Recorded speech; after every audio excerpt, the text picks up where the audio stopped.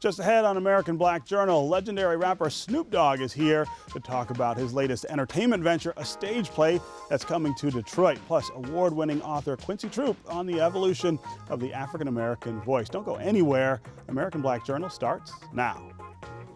Masco Corporation is proud to manufacture innovative and environmentally friendly products for the home. Delta faucets, craft-made in Merillat cabinets, and Behr brand paints have all been designed with you in mind. Masco and its family of companies, serving Michigan communities since 1929.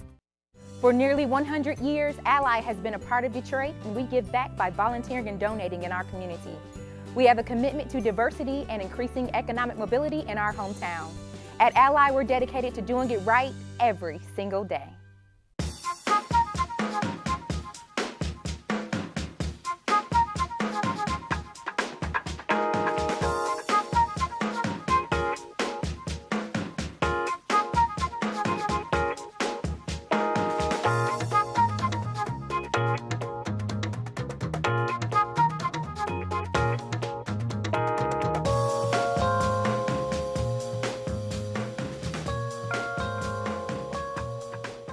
Welcome to American Black Journal. I'm Stephen Henderson. It's been 25 years since a young rapper named Snoop Dogg burst onto the music scene with his first album, Doggy Style. Since then, he's built a resume that includes film and television producing, acting, hit television shows, internet projects, and charitable work all over the community. Now Snoop is adding another accomplishment to that list.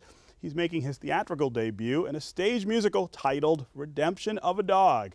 The play is on a 10-city tour, and it comes to the Detroit Music Hall October 25th through the 27th. It's a pleasure to welcome Snoop Dogg to American Black Journal. Great to see you. Thank you, brother. Yeah. So tell me about this play. What's it about? The play is loosely based on my life, certain scenarios and situations that I went through to sustain my success, and the journey that me and my wife went on behind the scenes, and the struggle that continues to happen that you normally don't get a chance to see because you just see the success. So now you get a chance to see the struggle, the fight, the love, the understanding, the misunderstanding, the communication and the miscommunication, to where we find redemption. Yeah, redemption. That's a powerful word. Yeah. What's redeeming in this play, or what's being redeemed? I believe me, Snoop Dogg, is being redeemed based off of finding his way back home, off of his teachings and the way he was brought up. And then the musical introduction was completely different than the way he was brought up. Yeah. But when you get to the outro, he finds his way back home. So it's like it's a full redemption story based on me, my life. We got Tamar Braxton playing the angel, Eric Benet is playing a great character, Demetria McKinney's playing Shawnee, my wife, Omar Gooding. It's a beautiful cast of people who bring so much to the stage. Yeah. Let's go back to 25 years ago. Doggy Style, still one of my favorite albums, a huge hip-hop album. And you say that this was a part of you that was not reflective of the way you were brought up. I'm not sure everybody knows that. Well, my mother raised me in the church, so you would have thought that I would have been making gospel music based off of my upbringing. But slowly but surely I became, invested in the community, in the streets, in the hood. So my music was depicting what I was around and what I was being, introduced to. So despite that, I always had, God in my music and everywhere I went. So for me to make the full, 360 and put out a gospel album last year and then do this play Redemption of a Dog, which is secular and gospel based, it's a full culmination of who I am. Yeah. At the same time, that album, it launches your career, and you've had a really interesting career. It's not just hip hop. It's not just music. You're doing all these other things, and so talk about how that curiosity. I feel like you're somebody who feeds his curiosity with work. That you get to different spaces through the work. Well, what it is with me is if I like, or if I feel like something is fun, I'm gonna challenge myself and try to do it, or try to at least get into the conversation of thinking about doing it. Yeah. And I feel like the worst thing you can do is to think about something and not try to complete it.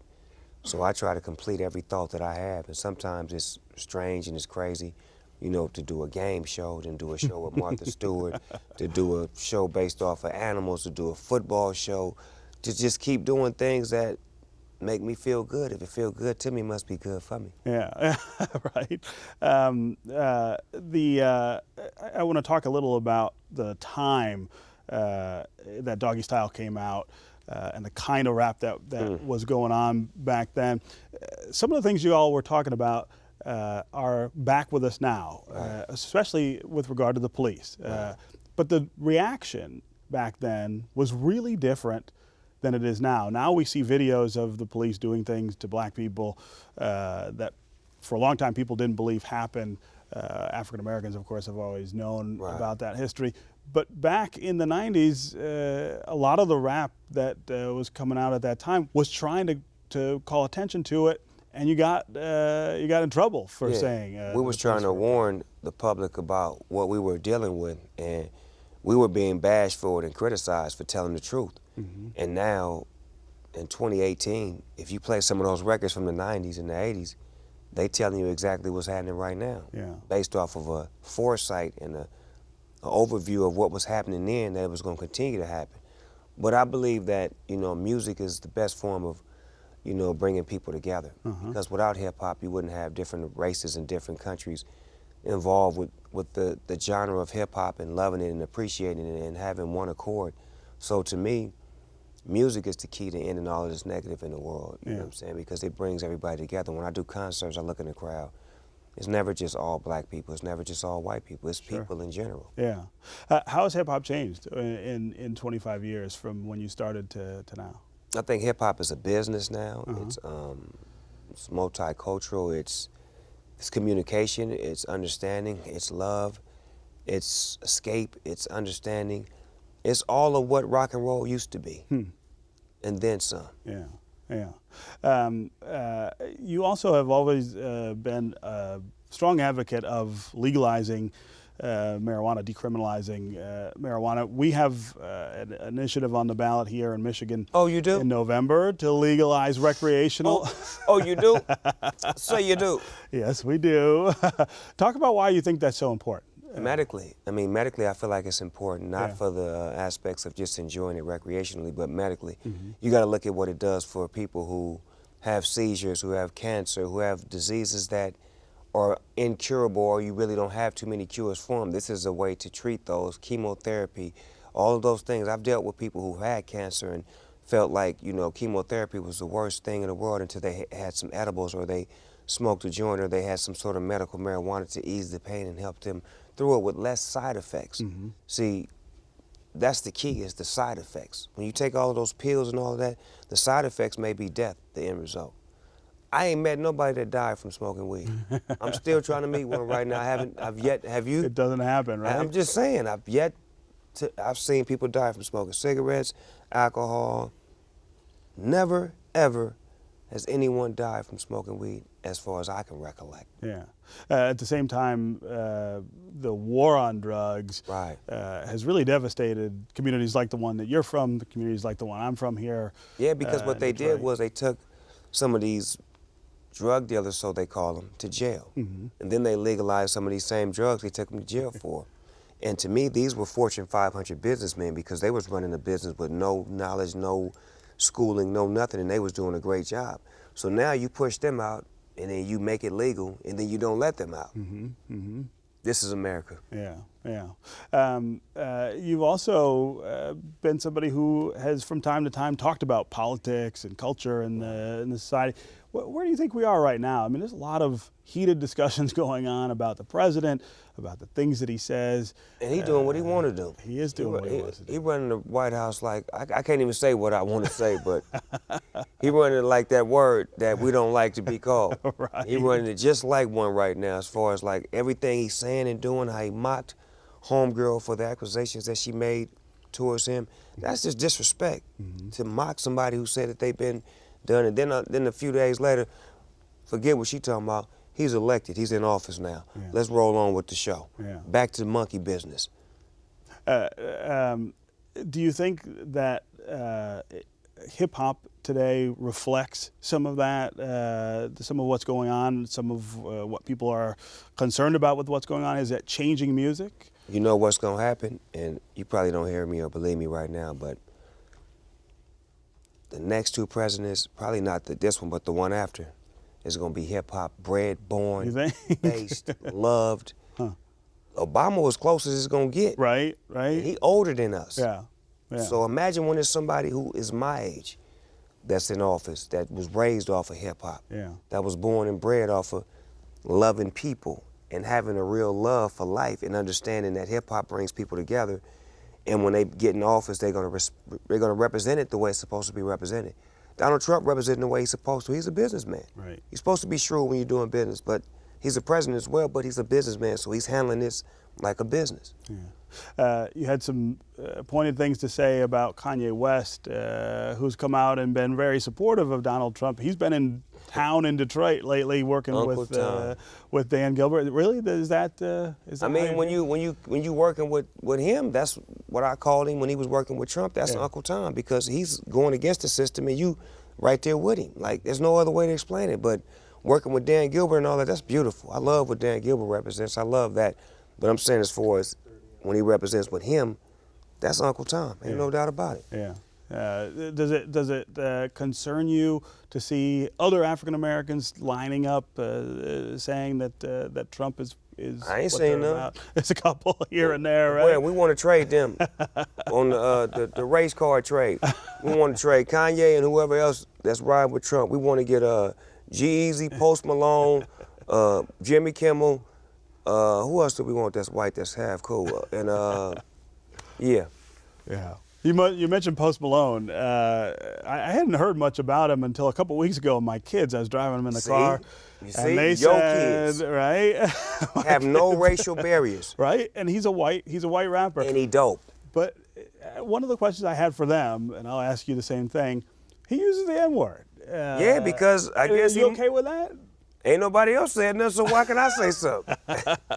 But that's the culture that we brought up in. Like, he may have some in him. He may be black and white. Right. You get what I'm saying? But he's so close to the culture to where it's not offending nobody. Nobody is getting offended. Your kid's singing a song and everybody else is singing a song because he's a part of the culture. It's not offensive when you're a part of the culture. He may be half black, half white. I don't know. But I think he needs to be with us, and we can get a trade going on to get him all the way with us so he can say it whenever he wants to say it. Yeah. So we've got the stage play that you're in coming to Detroit later this month. Talk about acting and acting on the stage. Is that really different from the other stuff you've done? Yeah, it's real different because, like, if you know TV and you know, like, what we do, we can mess up and do it again and get it over again until we get it right. On stage, you got to get it right now. It's one take Jake. And you have to have that energy. You have to have your blocking right, your delivery, your emotion. So, and my character he's a roller coaster. So he's not just one way. So I got to find times to be emotional, be happy, be fun. Yeah. And do it all spontaneously, right at the right moments on stage. Take my cues and be a compliment to the other actor or actresses that I'm working with as well. Yeah. I'm doing this for the family. Again. No, you're not. Shawnee, you married a rapper. I thought I married a man. You did. Then start acting like one. So what you saying, I ain't no man now? Come back, get back, that's the part of success. If you believe in the ass, should be relieving your stress. If you're breathing, you achieving. Smile, come on! We having fun this evening, believe me. If you're living your best life, sing! Your best life. I ain't going back and forth with you again, living my best life. Is that something you want to do more of, the acting side of things? To be or not to be? That's right. Can we get you in a Shakespeare play? Is your future, though, more centered maybe on that kind of work than some of the stuff you've done before? You got to look at my career. Like, what makes sense? What's next, right? Whatever comes along. This may work. Yeah. This may feel good to me because there's a message involved. And usually when I'm performing, the message is music and love. But this has a direct message of redemption. And everybody needs to be redeemed. Yeah. You mentioned it earlier, but I want to go back to this gospel album that you also released, I think, last year. Yes, sir. Talk about that. How important that is to you. As you said, you were raised in the church. It was a lot on me when my grandmother passed away because I wanted to make music that she could listen to, that she could appreciate, and I never did. So when she passed away, it was my mission to make a record that she could be proud of, that she could look down from heaven and say, my grandson finally understands what he's supposed to be doing. So that's what that was all about. And from that came this, the redemption of a dog play. Yeah. So in the spirit of my grandmother, I'm just trying to do the right thing. Is there a way to meld all of that, the acting, the gospel, with hip-hop, which is sort of where your roots are? Redemption of a dog. Yeah. That's the perfect way to melt it all together. I swear to you, I'm not making it up. It's as gangster as it can be, and it's as godly as it can be. It's all of the above. Yeah. All right, Snoop Dogg. Please believe it. Redemption of a Dog, playing at the Music Hall, October 25th through 27th. It's so cold in the day. Yeah. Yeah, it's not that cold today, although you're It's from cold. LA. It's windy outside, dog. You must ain't been out there. Ran We're me just back in the used van. to it, Yeah, you that's used all, to it. I right? can't get used to it. All right, thanks for being here in Much Detroit love. and on American Black Journal. All right, just ahead, the influence of African-American music on the way we communicate. But first, we continue our look back at this program over the last 50 years. Here's a 1996 Detroit Black Journal interview with author Terry McMillan. How do you feel about yourself as a writer, Terry? I like what I do. I think that my work is honest. I think it's accurate. I think that it represents or portrays in a realistic manner black people in some context. And I like the humor in my work because even as a young person when we were without things, I don't remember ever really feeling deprived. And we still laughed and joked about all kinds of things. So that's one of the reasons why humor's in my work. Now that you've made it, so to speak, do you find yourself struggling to keep a level head about success and all these other things? And I point again to the book. On page 60 of How Stella Got Her Groove Back, you write something about a writer named Terry McMillan. Oh, yeah. And it reads as follows. I picked up the hardcover version of Waiting to Exhale by that Terry McMillan, which I bought when it first came out, and I've been meaning to read it for a couple of years now. And after reading like the first 50 or 60 pages, I don't know what all the hoopla is about and why people think she's such a hot writer, because her expletive deleted is kind of weak when you get right down to it. Is this an attempt to be self-effacing, some humble pie? What is that? No, it's just a pun. It's making fun at myself as well as critics. That's all. It was just fun, you know?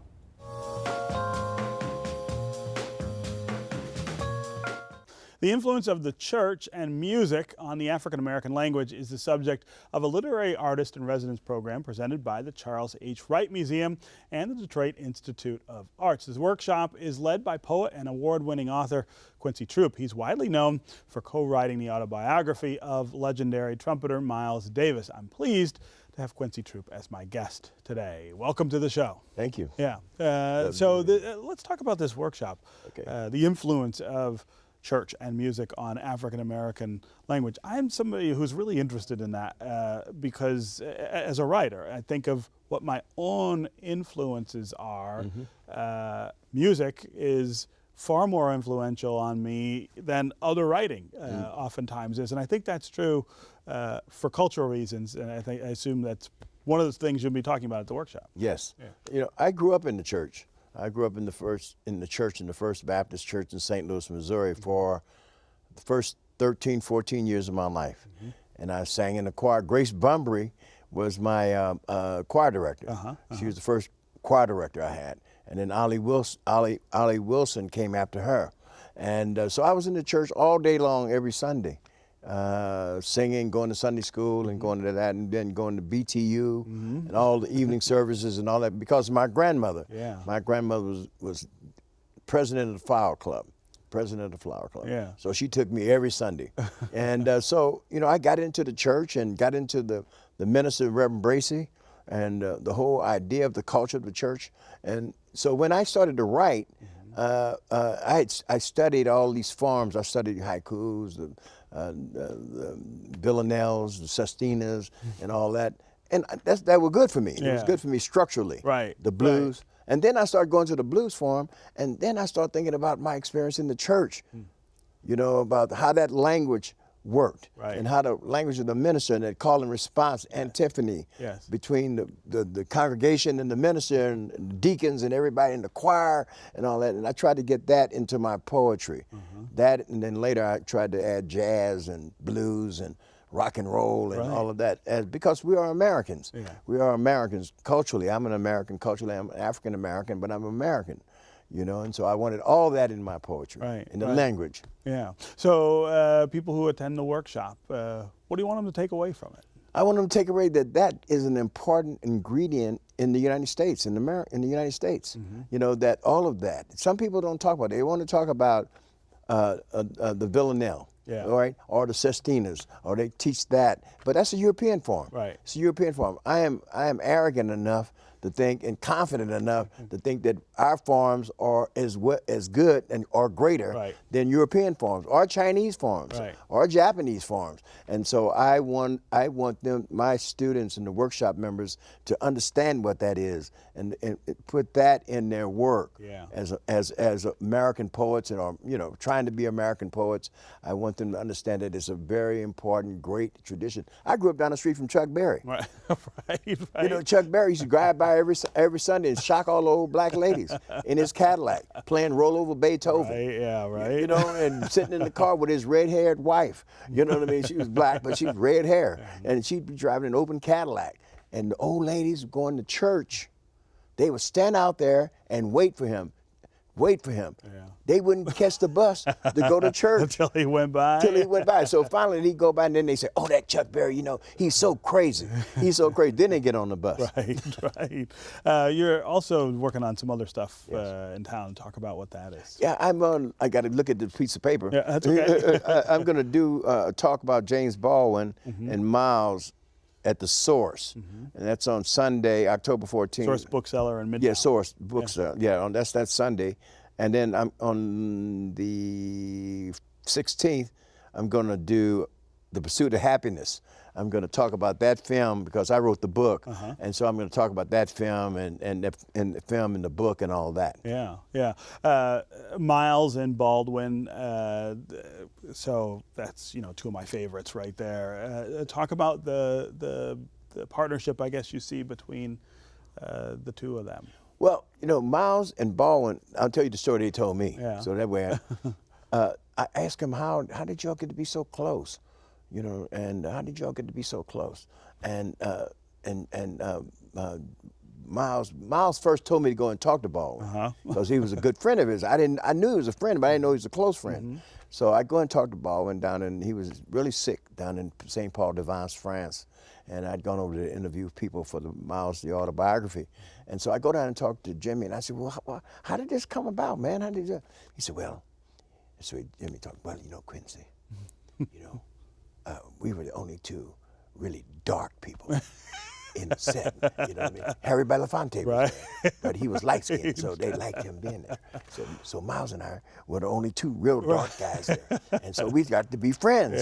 We got to be friends because everybody would be talking to Harry, and they wouldn't be talking to us, so we just talked to each other, you know what I mean? And then he realized that they had a lot in common and all that, and so they were friends forever.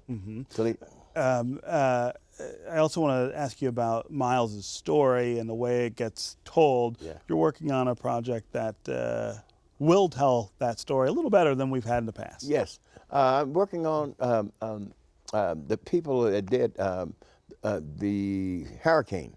Rudy Langlace producer, and Denzel Washington. And so Rudy Langlace is the overall producer, and he was an editor of mine at the Village Voice and at Spin Magazine. And when I wrote the Miles piece, and so he's from St. Kitts, you know, he's a black guy from St. Kitts. He asked me to you know, he optioned along with these people from Canada, Toronto and Vancouver, got money together to do the Miles and Me film. And that's going to come out next year, and Denzel Washington is going to direct it. I wrote the script. But they brought in a script doctor who won the Academy Award, you know what I mean? And so they brought him in to do it. And so I'm doing that, and then Michael K. Williams is going to play Miles, and either Jeffrey Wright or Lawrence Fishburne is going to play me, and Halle Berry's in it, and I think Sean Penn. Don't hold me to some of these, but some of them I know. Yeah. And Sean Penn is going to play Gil Evans, and then the woman on Scandal. I never always remember. I can't think of it. I don't watch that show. She's going to play Washington. I know Kerry Washington. Yeah, Kerry Washington. Yeah. She's supposed to play my wife. Yeah. Because when they said they were going to have Halle Berry to play her, my wife is cold-blooded. She says, I don't want Halle. I like Halle Berry. But I don't see her playing me. So they were like, what? I guess somebody else. I guess somebody else. Yeah, Because Margaret's a powerful Mississippi woman. Yeah. Well, we will look forward to that, and congratulations on the workshop. Thank you so much. Yeah, it's always great to see you. Thank you. Always. Always good. Pleasure. See you in Detroit as well. All right, that's our program for today. Thanks for watching. Go to AmericanBlackJournal.org to get more information on our guests and to check out a calendar of upcoming events. Plus, you can always connect with us on Facebook and on Twitter. We'll see you next time.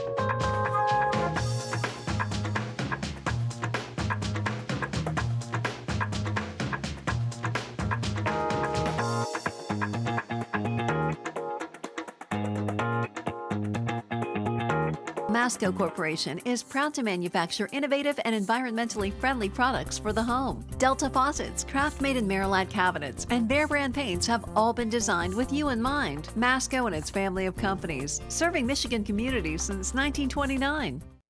For nearly 100 years, Ally has been a part of Detroit, and we give back by volunteering and donating in our community. We have a commitment to diversity and increasing economic mobility in our hometown. At Ally, we're dedicated to doing it right every single day.